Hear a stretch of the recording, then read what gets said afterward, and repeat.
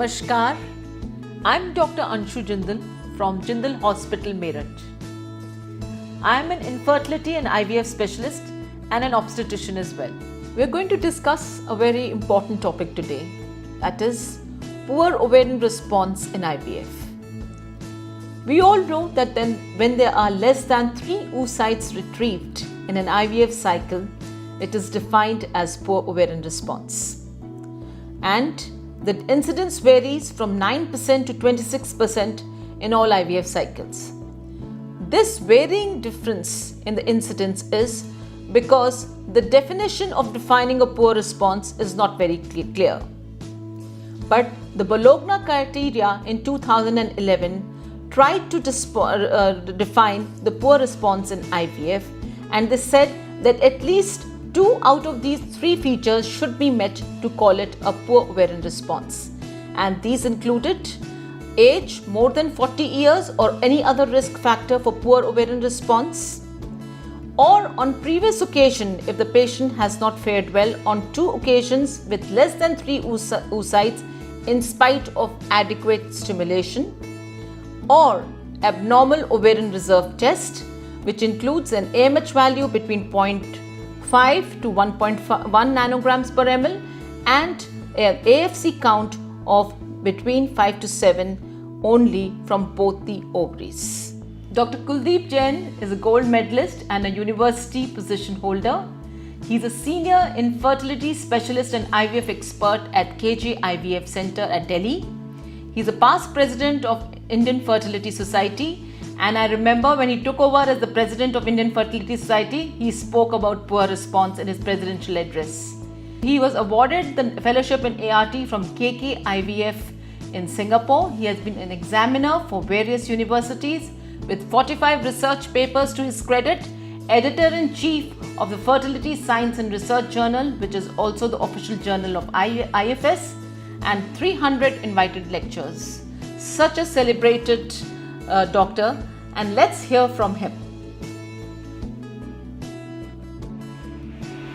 Namaskar, I am Dr. Kuldeep Jain, Director KJ IVF and Laparoscopy Center, Delhi. Poor response in IVF could be a really frustrating experience in any of the IVF program. It could be a nightmare for clinician as well as patient. So today I am going to share 5 of my secrets of managing poor responder in my practice. My first secret to manage poor responder is I always look for the problem. Before starting, if you assess your patient properly, considering her age, AMH values and enteral follicle count, you may manage the patient wisely and in a better way.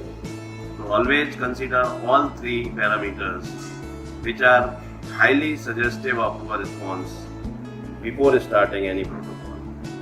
That might really help you in deciding the dose as well as in titration during the protocol, and that may give you a better outcome. My second secret is counseling. Counseling is very important in these patients. Once you have decided a protocol and expected outcome, you should always counsel your patient regarding the risk of cancellation. Most of these patients, they may land up in cancellation of the cycle. So if you counsel your patient before starting the cycle regarding the risk of cancellation and what you are expecting from your cycle, she may take it in the better spirit. My third secret is choose your protocol wisely. It should always be individualized. Single protocol cannot be applicable for all patients. So, according to the previous response and according to the marker like enteral follicle count, age and AMH, you should choose your protocol. Ideally, the antagonist protocol is used in these patients, but all patients may not respond to your particular protocol. So always start with a higher dose at the start of the stimulation.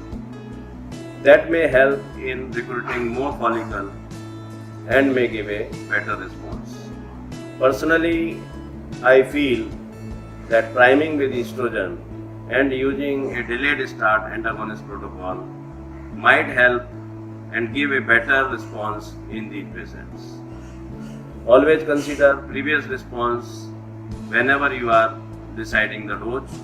That is another secret which you must practice. And finally, you must know the end and when to stop. So many times, in spite of using best protocol, considering everything, you may not get a good quality embryo in these patients. So have a option of egg donor program in these patients. I think if you remember these 5 secrets for your poor responder patients, you might help them getting a better outcome in IVF protocol. I sincerely believe that these secrets which I have shared today will be of help to all of you.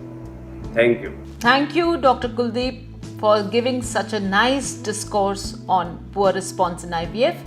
In conclusion, I would just like to say that poor ovarian response in IVF is a very frustrating situation, both for the doctor as well as for the patient.